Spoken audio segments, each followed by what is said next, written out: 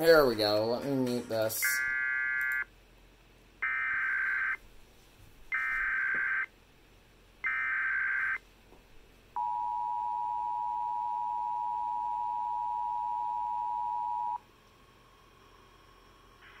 The Maryland State Police, at the request of Maryland State Police, Westminster Barrack, have issued a Maryland Child Amber Alert for 12-year-old Max Riley Geiger, a white male further described as being 5 feet 3 inches and 120 pounds.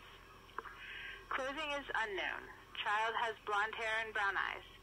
The child was last observed on April 8th in the area of Hampstead, Carroll County.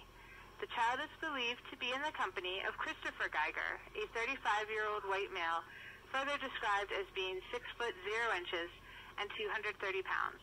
The suspect's clothing is unknown. Suspect has blonde hair and green eyes. A possible suspect vehicle is a black Jeep Wrangler bearing tag number DV 15797, Maryland. May be in the Westminster area.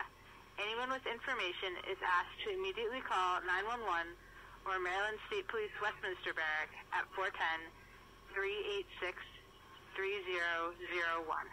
Do not take action which could endanger your safety or further endanger the abducted child.